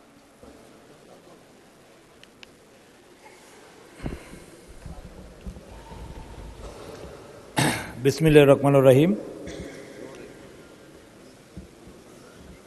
মাননীয় স্পিকার, আপনাকে অনেক ধন্যবাদ। প্রথমে আমি মহান রাব্বুল আলামিনের কাছে শুকরিয়া আদায় করছি এই মহান জাতীয় সংসদে আসার সুযোগ করে দেওয়ার জন্যে। আমি কৃতজ্ঞতা ও ধন্যবাদ জানাচ্ছি আমার নরসিংদী সদর 1 আসনের সর্বস্তরের জনগণ, নেতাকর্মী, যারা আমাকে তাদের মূল্যবান ভোট দিয়ে আমাকে মহান জাতীয় সংসদে কথা বলার সুযোগ দিয়েছেন, সেই সকল আমাদের ব্যক্তিদেরকে আমি আরও কৃতজ্ঞতা ধন্যবাদ জানাচ্ছি আমার আদর্শের নেত্রী, যার স্নেহ, মায়া, মমতায়, তার ছায়ায়, ভালোবাসায় এই দীর্ঘ দিন তার সান্নিধ্য পাওয়ার সৌভাগ্য অর্জন করেছিলাম, যার কাছ থেকে শিখেছিলাম কিভাবে আপোষহীন থাকতে হয়, কিভাবে অন্যায়ের কাছে মাথা নত করতে না হয়, কিভাবে দাবি আদায় করতে হয়। সেই আমাদের প্রাণপ্রিয় নেত্রী, যার হাত ধরে আজকে এই পর্যায়ে এসেছি, সেই আমাদের বাংলাদেশের সাবেক 3 বারের প্রধানমন্ত্রী, বিএনপির সাবেক চেয়ারপারসন, আপোষহীন দেশনেত্রী মরহুমা বেগম খালেদা জিয়াকে, সাথে সাথে কৃতজ্ঞতা ধন্যবাদ জানাচ্ছি আমার নেতা, আমাদের অহংকার, গর্ব, বাংলাদেশের গণপ্রজাতন্ত্রী বাংলাদেশ সরকারের মাননীয় প্রধানমন্ত্রী, সংসদ নেতা, বিএনপির চেয়ারম্যান জনাব তারেক রহমানকে। তিনি আমাকে মনোনয়ন দিয়ে আজকে এই মহান জাতীয় সংসদে কথা বলার আমার সুযোগ করে দিয়েছেন। আমি আরও স্মরণ করছি মহান স্বাধীনতার ঘোষক, যার নীতি, আদর্শ, দর্শন, উৎপাদনমুখী শিক্ষা ব্যবস্থা, 19 দফা কর্মসূচির প্রতি অনুপ্রাণিত হয়ে, উদ্বুদ্ধ হয়ে সেই ছাত্র রাজনীতিতে প্রবেশ করেছিলাম। সর্বকালের সর্বশ্রেষ্ঠ মুক্তিযোদ্ধা, বহুদলীয় গণতন্ত্রের প্রবক্তা, আধুনিক বাংলাদেশের রূপকার, সর্বকালের সর্বশ্রেষ্ঠ মুক্তিযোদ্ধা শহীদ রাষ্ট্রপতি জিয়াউর রহমান বীর উত্তমকে আমি গভীর শ্রদ্ধার সাথে স্মরণ করছি। 52-এর ভাষা শহীদদের স্মরণ করছি, 69-এর নরসিংদীর কৃতি সন্তান মহানায়ক সেই ছাত্র গণঅভ্যুত্থানের নেতা আসাদুজ্জামান আসাদ সহ যারা শহীদ হয়েছিলেন সেই শহীদদেরকে আমি গভীর শ্রদ্ধার সাথে স্মরণ করছি। 71-এর মহান স্বাধীনতা যুদ্ধে অকাতরে যারা আত্মহত্যা দিয়েছেন সেই লাখো শহীদদের প্রতি গভীর শ্রদ্ধার সাথে স্মরণ করছি। আমাদের 2 লক্ষ মা বোনের সম্ভ্রমের বিনিময়ে আমাদের এই স্বাধীনতা অর্জন করছি, সেই আমাদের সম্ভ্রম হারানো মা বোনদের আমি গভীর শ্রদ্ধার সাথে স্মরণ করছি। আমাদের নরসিংদীর আরেক কৃতি সন্তান বীর শ্রেষ্ঠ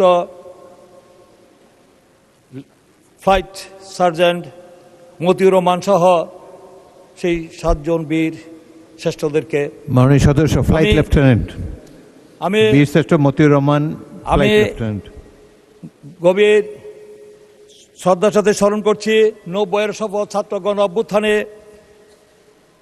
আমাদের জয়নাল জাফর, সেলিম, দেলোয়ার, রাউফুন, বসিনিয়া, ডাক্তার মিলন, জিহাদ, নূর হোসেন সহ যারা অকাতরে গণতন্ত্র পুনরুদ্ধারের লড়াইয়ে আত্মাহুতি দিয়েছেন জীবন সেই সকল শহীদদের প্রতি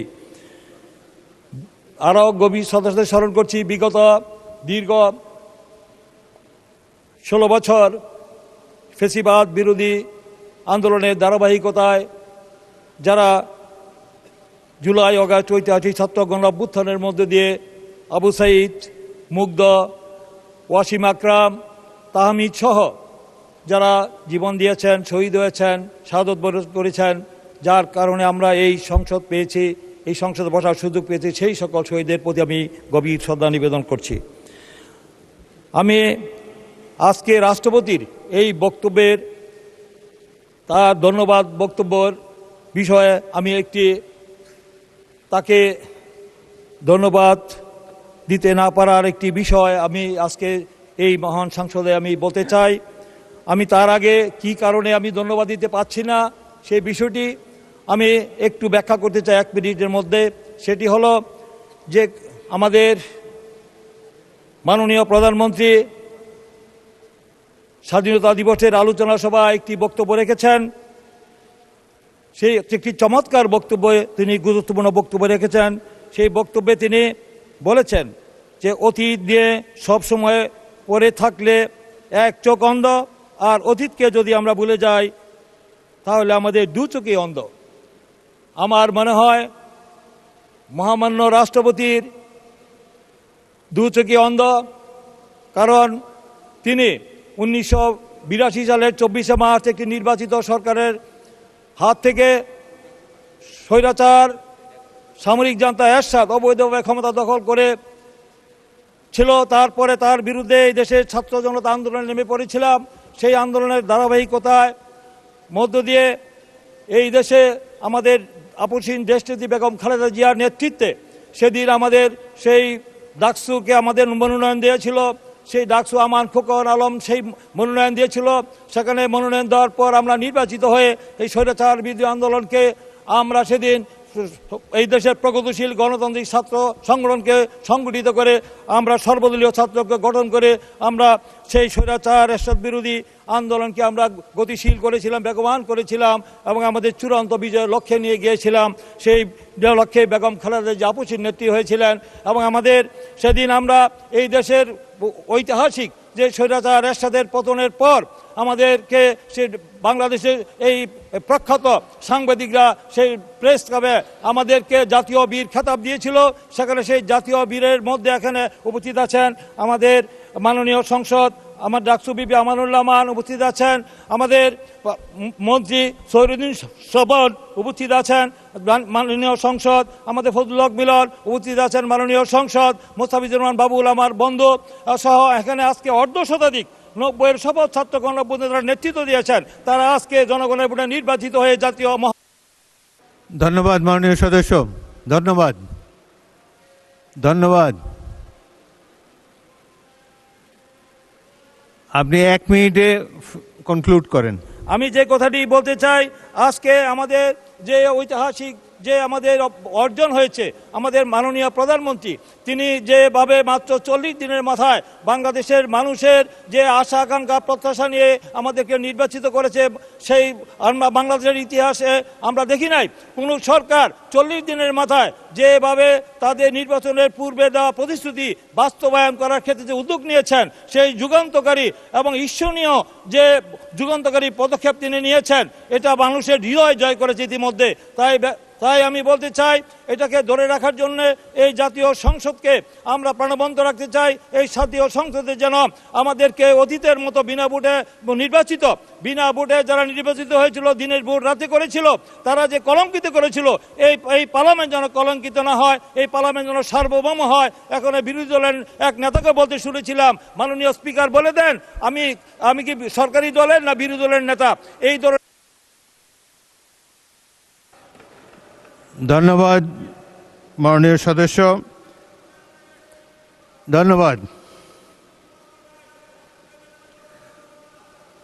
পরবর্তী বক্তা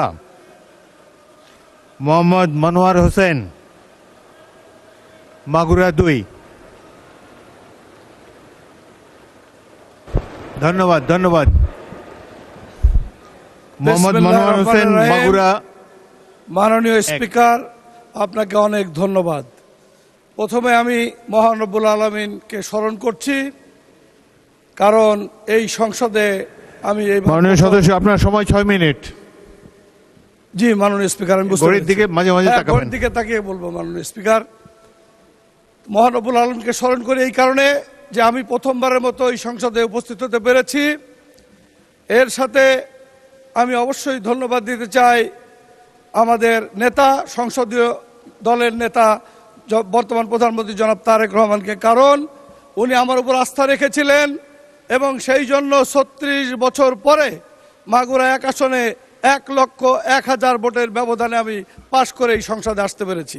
আমি এই কারণে মাগুরা এবং শ্রীপুরের জনগণকে আমি এই সংসদে আপনার মাধ্যমে ধন্যবাদ জানাতে চাই। মাননীয় স্পিকার, যে বিষয়টা বলা হয়েছে যে রাষ্ট্রপতির ভাষণের উপর ধন্যবাদ, আসলে রাষ্ট্রপতিকে তো ধন্যবাদ দিতেই হয়, কারণ তিনি যে পর্যায় থেকে এসেছেন, তারপরে উনি আমাদের মহান নেতা শহীদ প্রেসিডেন্ট জিয়াউর রহমানকে স্বাধীনতার ঘোষক হিসাবে স্বীকার করে নিয়েছেন। এবং শুধু তাই নয়, 24-এর আন্দোলনে যে শহীদ, তাদেরকে স্মরণ করে 1.5 যুগের যে স্বৈরাচারের অবসান হয়েছে সে কথাও অকপটে স্বীকার করেছেন। সেই কারণে তাকে ধন্যবাদ দিতে হয়। মাননীয় স্পিকার, আমি 2-1টি কথা আমাদের প্রধানমন্ত্রী সম্বন্ধে বলি, যদিও উনি এখানে আছেন উপস্থিত। বিষয়টা হচ্ছে এরকম, মাত্র 44 দিনে উনি যে সমস্ত কর্মকাণ্ড করেছেন, আমরা তো মানুষের কাছে যাই, মানুষের পালস বুঝতে পারি।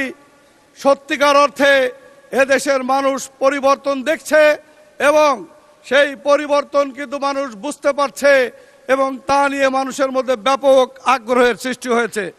আমি উল্লেখ করতে চাচ্ছি না, ইতিমধ্যে অনেক আলোচনা হয়েছে এগুলো নিয়ে। আমি শুধু একটি উদাহরণ দেব ওনার বিনয়ের। একজন সাধারণ সৈনিকের মাথার টুপি যখন মাটিতে পড়ে গেছিল, উনি নিজ হাতে সেটা উঠিয়ে ওই সৈনিকের হাতে তুলে দিয়েছিলেন। এটা হলো এক ধরনের অন্যতম বিনয় এবং শিষ্টাচার। মাননীয় স্পিকার, আপনি জানেন মাগুরা 1 আসনের সত্যিকার অর্থে মাগুরা শ্রীপুরবাসীর নানা সমস্যায় জর্জরিত। তার মধ্যে বিশেষ করে স্বাস্থ্য খাত যদি আমরা দেখতে চাই, স্বাস্থ্য খাতের অবস্থা অত্যন্ত ভয়ঙ্কর। আমি যেদিন এই সংসদে শপথ নিয়েছিলাম, সেদিনই আমি শপথ নিয়েই মাগুরায় প্রথম পদার্পণ করে আমি হসপিটালে গমন করেছিলাম।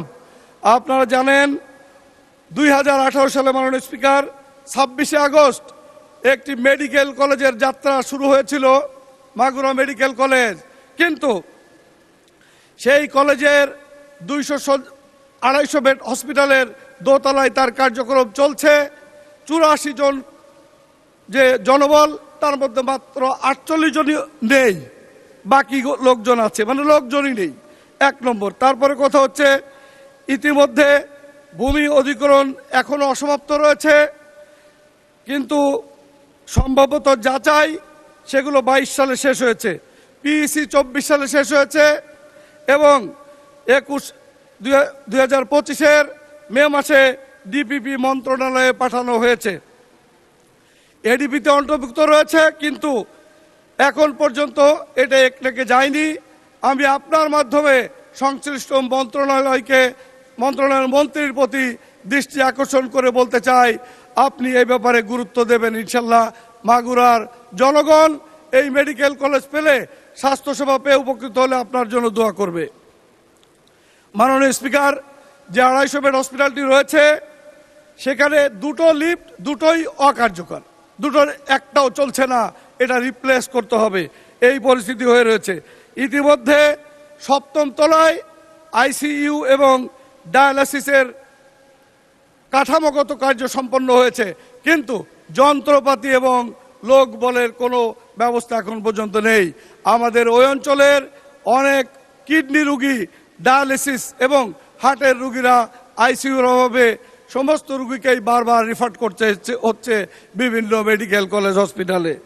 মাননীয় স্পিকার, আমাদের মাগুরা এবং শ্রীপুরে একটি হসপিটাল রয়েছে, 50 শয্যা বিশিষ্ট হসপিটাল, যার মধ্যে কিছু ওই শ্রীপুরের মধ্যে 4টা সাব সেন্টার আছে, কিন্তু যদি এই সাব সেন্টার আরও যেগুলো মোট 8টা সাব সেন্টার থাকার কথা সেগুলো যদি চালু থাকতো তাহলে ওই শ্রীপুর হাসপাতালের উপর এত বেশি চাপ পড়তো না। এখন এভারেজ 200 রোগী সবসময় ভর্তি থাকে, যেটা অত্যন্ত ভয়াবহ চিত্র, বাট এইটা কিন্তু চলছে। মাননীয় স্পিকার, আমি একটা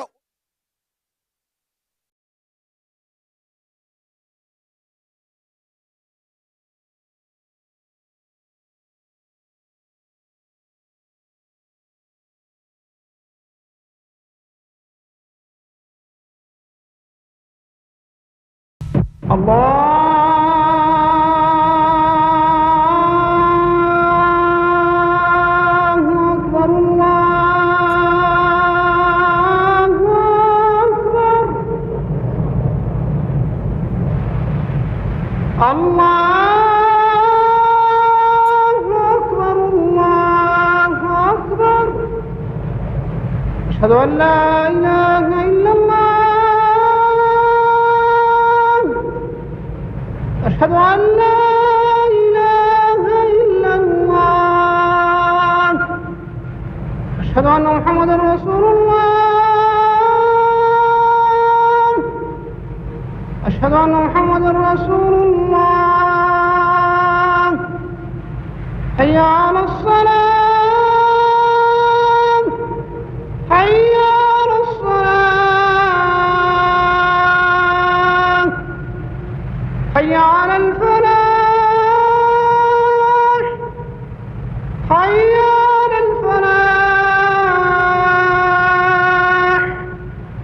الله أكبر الله أكبر لا إله إلا الله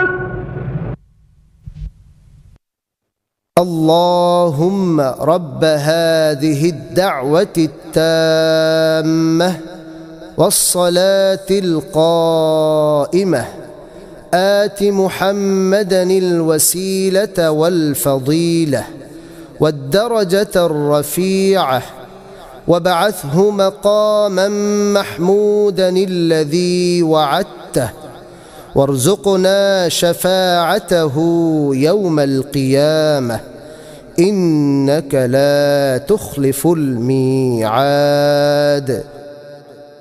হে আল্লাহ, এই পরিপূর্ণ আহ্বান ও শাশ্বত নামাজের তুমি প্রভু। হযরত মুহাম্মদ সাল্লাল্লাহু আলাইহি ওয়াসাল্লামকে দান করো বেহেশতের সর্বোচ্চ সম্মানিত স্থান এবং সুমহান মর্যাদা, আর তাকে অধিষ্ঠিত করো শ্রেষ্ঠতম প্রশংসিত স্থানে, যার প্রতিশ্রুতি তুমি তাকে দিয়েছ। কিয়ামত দিবসে তার সুপারিশ আমাদেরকে নসিব করো। নিশ্চয়ই তুমি প্রতিশ্রুতির ব্যতিক্রম করো না।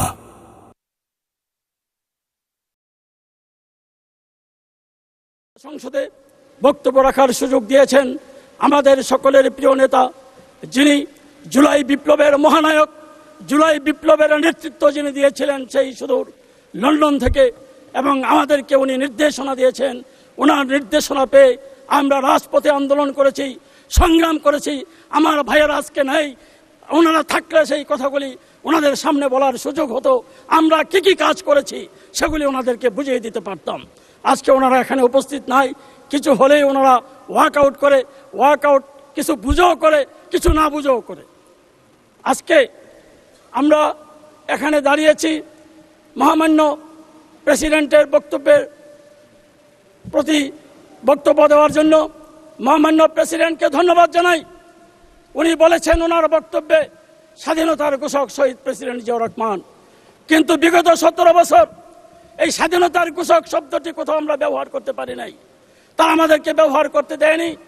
পাঠ্যপুস্তক থেকে শহীদ প্রেসিডেন্ট জিয়াউর রহমানের নাম মুছে ফেলেছিল। আমাদের কোমলমতি ছাত্রছাত্রীদেরকে শিখিয়েছিল যে শহীদ প্রেসিডেন্ট জিয়াউর রহমান নয়, এই স্বাধীনতার ঘোষক নাকি তাদের সেই শেখ মুজিবুর রহমান। শেখ মুজিবুর রহমান যদি জাতির পিতা হয়, শেখ মুজিবুর রহমান যদি স্বাধীনতার ঘোষক হয়ে থাকে, তাহলে 1974-এর দুর্ভিক্ষে যখন রাস্তায় শত শত মানুষ শিয়ার কুকুরে যখন তাদেরকে টানাটানি করেছিল, তখন সেই মৃতদেহগুলি সেই আঞ্জুমানে মফিদুল ইসলাম নিয়ে সমাহিত করেছিল। তখন কোথায় ছিল সেই শেখ মুজিবুর রহমান? কোথায় ছিল স্বাধীনতার সেই ঘোষক সেই শেখ মুজিব?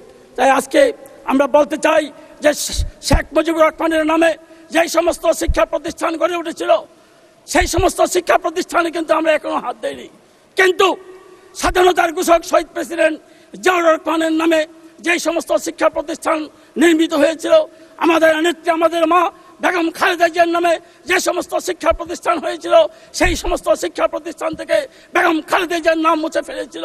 সেই সমস্ত শিক্ষা প্রতিষ্ঠান থেকে শহীদ প্রেসিডেন্ট জিয়াউর রহমানের নাম মুছে ফেলে দিয়েছিল। যারা মুছে দিয়েছিল তারা আজকেও কিন্তু সেই বহাল তবিয়তে ফ্যাসিস্ট সরকারের দোসররা আজকে আমরা দেখতে পাচ্ছি। তারা এই শিক্ষা মন্ত্রণালয়, শিক্ষা অধিদপ্তর, বিভিন্ন বোর্ড সমূহে তারা কিন্তু কাজ করে যাচ্ছে দোর্দণ্ড প্রতাপে। এগুলি যদি আমরা না দেখি, তাহলে কিন্তু এটার জন্য আমাদেরকে আবার আমাদের ভবিষ্যৎ প্রজন্মের কাছে আমাদের জবাব দিতে হবে। আমাদেরকে আমি আবারও বলতে চাই যে আজকে যারা নাকি আমাদের সেই জুলাই বিপ্লবের সময় 4 তারিখে আপনার এই ছাত্র জনতার উপর হামলা করেছিল, শিক্ষা অধিদপ্তর থেকে যে সমস্ত কর্মকর্তারা যারা চাঁদা দিয়েছিল এই ছাত্র জনতার উপর হামলা করার জন্য, সেই সমস্ত ব্যক্তিরা এখনো শিক্ষা অধিদপ্তরে কিভাবে আছে সেটা আমাদের আজকে এই শিক্ষকদেরও জিজ্ঞাসা, জাতিরও জিজ্ঞাসা। আজকে এই অবস্থায় যারা এই জুলাই বিপ্লবের কথা বলে, তারাই কিন্তু তাদেরকে এখানে অধিষ্ঠিত করেছিল। এই অন্তর্বর্তীকালীন সরকারের আমলে এই সমস্ত ব্যক্তিরা যারা আজকে জুলাই বিপ্লবের পক্ষে, তারা নিজেদের কৃতিত্ব জাহির করতে চায়, আমাদেরকে জুলাই বিপ্লবের বাহিরে অবস্থান করে দিতে চায়, কিন্তু তারাই আজকে এই শিক্ষা প্রতিষ্ঠানের বিভিন্ন অধিদপ্তরগুলিতে দখল করে আছে এবং তারাই আজকে তাদেরকে তারা উৎসাহ দিচ্ছে, তাদেরকে বিভিন্নভাবে সহযোগিতা করছে। তাই আজকে এই সংসদে দাঁড়িয়ে বলতে চাই, আমরা এদেরকে সহজে ছাড় দিলে পরবর্তীতে কিন্তু আমাদেরকে এটার মাসুল দিতে হবে। আজকে আমি যেই জায়গা থেকে নির্বাচিত হয়েছি, হোমনা এবং তিতাস, আমাদের মাননীয় প্রধানমন্ত্রী আমার নিজের যে এলাকা, যে জায়গায় আমি জন্মগ্রহণ করেছি, সেটার নাম হলো মেঘনা। কিন্তু মেঘনা আমাকে মনোনয়ন না দিয়ে উনি আমার পার্শ্ববর্তী যে হোমনা এবং তিতাসে মনোনয়ন দিয়েছেন, সেই জন্য কৃতজ্ঞতা জানাই ওনার কাছে। এবং সেখানেও হোমনা এবং তিতাসবাসী আমাকে 14,000 ভোটের ব্যবধানে বিজয়ী করায় আমি হোমনা এবং তিতাসবাসীকে আজকে এই সংসদে দাঁড়িয়ে তাদের প্রতি কৃতজ্ঞতা জানাচ্ছি। কি সমস্যা কোনো? আজকে মাননীয়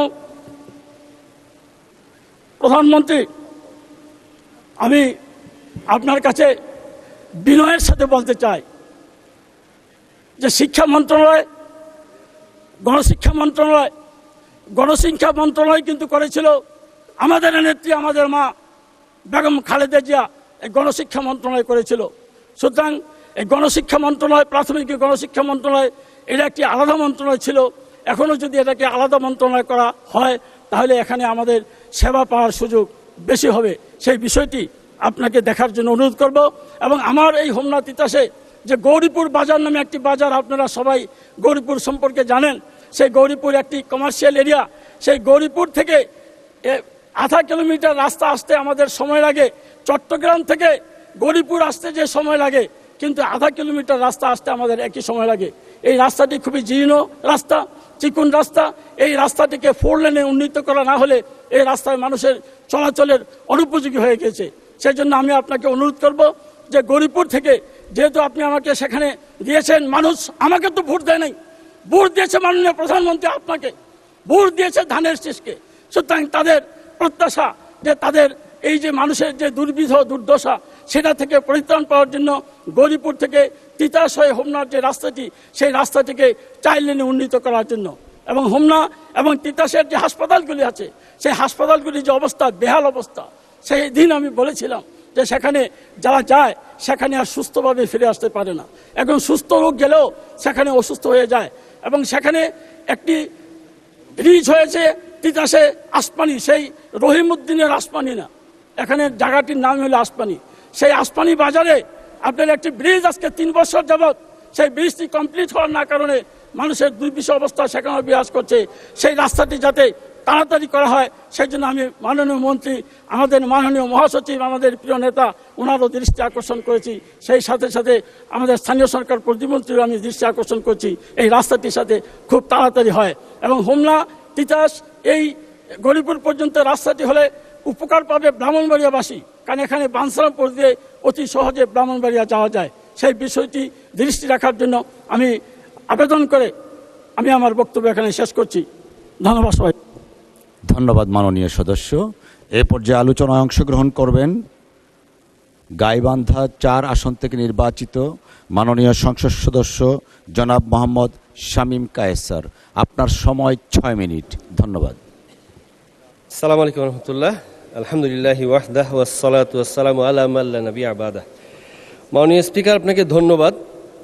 সেই সাথে আরও একবার ধন্যবাদ দিচ্ছি, বিগত এর আগে একদিন আহলান ওয়া সাহলান মারহাবান বিকুম, নামের সাথে নাম মিল থাকার কারণে যাতে বেশি সময় না নেই সেজন্য আপনার আদেশটা আমি মাথা পেতে নিয়েছিলাম। এজন্য আপনাকে অগ্রিম ধন্যবাদ দিচ্ছি। আমাকে আরও 2 মিনিট সময় ইনশাল্লাহ বাড়িয়ে দেবেন সেজন্য। জি মাননীয় স্পিকার, যেটা না বলেই পারছি না, আমাদের এই গণভোটের 4টি প্রশ্ন থেকে এর আগে বিজ্ঞ আলোচক অন্যান্য মাননীয় সদস্যবৃন্দ বলে গেছেন যে 3টা আমরা না হয় হা দিতাম, একটা না হলে আমি কি করব। তো কিছু কনফিউশন সোশ্যাল মিডিয়া এখনও যদি ইফ উই গো ব্যাক তাহলে দেখতে পাবো যে এই গণভোট বুঝে না বুঝে যেভাবেই হোক হাঁ দেওয়াতে কিছু কনফিউশন হওয়ার সম্ভাবনা তৈরি হয়েছিল যে শাসনতন্ত্রের মূলনীতি সর্বশক্তিমান আল্লাহর উপর পূর্ণ বিশ্বাস ও আস্থা, এটা আবার কোনো একটা সমস্যায় পড়ে যায় কিনা, বাদ পড়ে যায় কিনা। তা আলহামদুলিল্লাহ, আমি অত্যন্ত শ্রদ্ধার সাথে ধন্যবাদ দিতে চাই বাংলাদেশের অভিভাবকত্ব, দৃঢ়তা, দেশপ্রেম এবং অভিজ্ঞতার যে অবিসংবাদিত মাননীয় প্রধানমন্ত্রী জনাব তারেক রহমান, তিনি এই সংসদের, মহান সংসদের দেয়ালে দেয়ালে সর্বশক্তিমান আল্লাহর উপর পূর্ণ আস্থা ও বিশ্বাস লিখে দিয়ে সেই কনফিউশনটাকে দূর করে দিয়েছেন। আমি তাকে ধন্যবাদ জানাতে চাই। মাননীয় স্পিকার, আমি একটা জিনিস মাঝে মাঝে চিন্তা করি, নায়ককে সবাই চেনে, নাট্যকারকে চেনে না, গায়ককে সবাই চেনে, গীতিকারকে চেনে না। মাননীয় স্পিকার, আমি শ্রদ্ধার সাথে ধন্যবাদ দিতে চাই এই মহান সংসদের আনাচে কানাচে প্রত্যেকটি এখানকার যত কর্মকর্তা কর্মচারী রয়েছেন, যারা বিভিন্ন সময় আমাদের সমস্ত ফ্যাসিলিটেশন করে আমাদেরকে এই সংসদকে কার্যকর করে রেখেছেন, আমি তাদেরকে ধন্যবাদ দিতে চাই। পাশাপাশি ধন্যবাদ দিতে চাই মাননীয় স্পিকার, আমাদের এই মহান সংসদের যে নামাজের মসজিদটা আছে, অত্যন্ত সুললিত কণ্ঠে আমরা যখন তাকবীর শুনি, মাঝে মাঝে চোখের পানি ধরে রাখতে পারি না। মাননীয় স্পিকার, সেই ইমাম সাহেবের কণ্ঠে আল্লাহ সুবহানাহু ওয়া তাআলা আরও বারাকা দান করুন, আল্লাহুম্মা আমিন। মাননীয় স্পিকার, আমরা একটা জেনারেশন নিয়ে ডিল করছি মাননীয় স্পিকার, যে জেনারেশন যদি আপনি কোনো প্রশ্নের উত্তর হ্যাঁ বোধক হয় তাহলে কি উত্তর দেয় জানেন মাননীয় স্পিকার? আবার জিগায়। উত্তরটা ইয়েস হ্যাঁ এটা না দিয়ে তার উত্তর হয় আবার জিগায়। এই জেনারেশন আমাদেরকে ডিল করতে হবে মাননীয় স্পিকার, এদেরকে কানেক্ট করতে হবে মাননীয় স্পিকার। আমাদের মনে রাখতে হবে আমরা যার ধন্যবাদ প্রস্তাব দিচ্ছি, অবশ্যই আমরা ধন্যবাদ দিচ্ছি। এই তো বিগত রমাদান মাসে 30টা রোজার মধ্যে প্রতি রাতেই আমাদেরকে একবার করে নিয়ত করা দরকার ছিল। যদি ভুলে যাই একবারে শুরুতেই 30টা নিয়ত আমরা একসাথে করেছি, যে 30 দিনের জন্যই রোজার নিয়ত করে ফেললাম। তেমনিভাবে মাননীয় স্পিকার 6 মিনিট প্লাস ইনশাল্লাহ যদি আপনি 2 মিনিট দেন 8 মিনিটে এই 45টা পয়েন্টের ধন্যবাদ আলাদা করে কিভাবে দিব মাননীয় স্পিকার? একবারে 45টা ধন্যবাদ দিয়ে দিচ্ছি, তবে কারণটা বলি মাননীয় স্পিকার। আল্লাহ রাসূল সাল্লাল্লাহু আলাইহি ওয়াসাল্লাম বলেছেন কুল্লু বানি আদম খাত্তাউন, প্রত্যেক আদম সন্তানই ভুল করে, অন্যায় করে, পাপ করে। ওয়া খায়রুল খাত্তাইন, পাপীদের মধ্যে সে সর্বোত্তম পাপী। পাপীর আবার সর্বোত্তম হয় মাননীয় স্পিকার। দেখুন কেন হয়, আত-তাওয়াবুন, যারা তওবা করে। এমনও দেখেছি যে নির্দিষ্ট দায়িত্বে গেলে নাকি আপনার পা ছুঁয়ে সালাম করার সৌভাগ্যটা আর হবে না, এই ব্যাপারে আফসোস করা থেকে একজন মহানুভব ব্যক্তি আল্লাহ তাকে তওবার সুযোগ করে দিলেন, নসিব হলো। তিনি বুঝতে পারলেন যে একজন ফ্যাসিস্ট ছিল, এই ফ্যাসিজমটা যে বুঝতে পেরেছেন এই কারণে ধরে নিচ্ছি তওবা নসিব হয়েছে, আল্লাহুম্মা আমিন। এই জন্যে ফ্যাসিস্ট বারবার বলার জন্য তাকে আমি ধন্যবাদ দিচ্ছি মাননীয় স্পিকার। তবে অবশ্য আমরা দেখেছি মাননীয় স্পিকার, যাদের তওবা নসিব হবে ভেবে শহীদ রাষ্ট্রপতি জিয়াউর রহমান এই দেশে রাজনীতি করার সুযোগ করে দিয়েছিলেন, যাদের তওবা নসিব হয়েছে ভেবে দেশনেত্রী বেগম খালেদা জিয়া তাদের গাড়িতে পতাকা তুলে দিয়েছিলেন। 24 পরবর্তী একটু পরিবর্তিত পরিস্থিতিতে মাননীয় স্পিকার দেখতে পেলাম তারা বলতে চেষ্টা করছেন যে বীরশ্রেষ্ঠ ফ্লাইট লেফটেন্যান্ট মতিউর রহমান নাকি একজন প্লেন হাইজ্যাকার ছিলেন। মাননীয় স্পিকার, ছি ছি ছি ছি মাননীয় স্পিকার, আমাদের এই সমস্ত আলামতে বোঝা যায় যে তওবা আসলে নসিব হয়নি মাননীয় স্পিকার। তো তারপরে আমরা যে কথা না বললেই নয়, আমি জুলাই সনদ বাস্তবায়নের এটা ঘাটতে গিয়ে প্রথমে যেটা দেখলাম 47টা 48টার মধ্যে প্রথমেই লেখা আছে যে ভাষা যেগুলো প্রচলিত আছে সেই সবগুলোতে স্বীকৃতি দেওয়ার জন্য। তো अभी अभी मेरे दिल में एक ख्याल आया तो क्यों ना हम यहीं से शुरुआत करें। যে সমস্ত আমরা অবশ্য প্রচলিত বলতে কি বোঝাচ্ছেন এর সংজ্ঞা এখানে স্পষ্ট করা হয়নি, আমরা চ্যানেলগুলো খুললে যে কটা পাবো সেটা বুঝতে পারছি। মাননীয় স্পিকার, আমি কি কন্টিনিউ করব? আজান শুরু হয়ে গেছে। জি মাননীয় স্পিকার, আমরা এর আগেও প্রচলিত দেখেছি, এখানে চলেছে, ইনশাল্লাহ আমরা এরপরে বিরতি দিব। জি ইনশাল্লাহ। তো যেটা বলছিলাম যে আমরা যদি এখন চ্যানেলগুলো খুলি দেখব প্রচলিত ভাষাগুলো কি। তো সেক্ষেত্রে আমরা দেখলাম এখানে আলহামদুলিল্লাহ সুম্মা আলহামদুলিল্লাহ আজ থেকে 20 বছর আগে মাননীয় স্পিকার আমার প্রয়াত বাবা গোবিন্দগঞ্জের মাটি মানুষের নেতা মরহুম আব্দুল মোত্তালিব আকন্দ তার ইন্তেকালের পরে আমি এখানে 32 গাইবান্ধাচার গোবিন্দগঞ্জের আপামর জনসাধারণের ভোট নিয়ে, ধানের শীষে ভোট নিয়ে এখানে আরেকবার আসার সুযোগ হয়েছিল মাননীয় স্পিকার। 20 বছর আগে 26 বছর 2 মাস সামথিং ছিল মাননীয় স্পিকার। তো ও শাম কুছ अजीब था, আমি দেখলাম মাননীয় স্পিকার ইয়ে শাম ভি अजीब है। কিউ মাননীয় স্পিকার, আমরা দেখলাম এখানে অনেক মাননীয় সংসদ সদস্যরা তারা বলছেন তারা নাকি ইতিহাসের সর্বকনিষ্ঠ সংসদ সদস্য। তো আমি আপনার মাধ্যমে দায়িত্বশীল যারা আছে তাদেরকে আমি একটু রিকোয়েস্ট করব। মাননীয় সদস্য, আপনার সময় আরো 2 মিনিট বৃদ্ধি করা হলো। আলহামদুলিল্লাহ, জাযাকুমুল্লাহ খাইরান মাননীয় স্পিকার। তো যেটা বলতে চাচ্ছি যে ইতিহাসের সর্বকনিষ্ঠ কেউ ছিলেন বা আছেন কিনা এটা যদি একটু আমরা জানার সুযোগ হতো ভালো হতো মাননীয় স্পিকার। মাননীয় স্পিকার, দাবি দেওয়ার কথা যদি বলতে চাই তাহলে কি বলবো, আমাদের এখন তো টপ ডাউন অ্যাপ্রোচ চলতেছে মাননীয় স্পিকার। আই ওয়ান্ডার আগে যেটা হতো বটম আপ অ্যাপ্রোচ হতো, নিচ থেকে বলতে হবে চাই চাই চাই, নাই নাই নাই নাই, এখান থেকে একটা দুটো সিলেক্ট করে চেষ্টা করা হতো, আর বেশিরভাগ তো মেগা প্রজেক্ট এবং মেগা দুর্নীতি। এবার দেখছি মাননীয় স্পিকার টপ ডাউন অ্যাপ্রোচ। যেই দেশের প্রধানমন্ত্রী 9টার অফিস 8:55-তে যায় সেখানে টপ ডাউন হবেই মাননীয় স্পিকার। আমার গোবিন্দগঞ্জে ইপিজেড বাস্তবায়ন হবেই ইনশাল্লাহ মাননীয় স্পিকার। আমার গোবিন্দগঞ্জে বন্ধ রংপুর সুগার মিল চালু হবেই হবে ইনশাল্লাহ মাননীয় স্পিকার।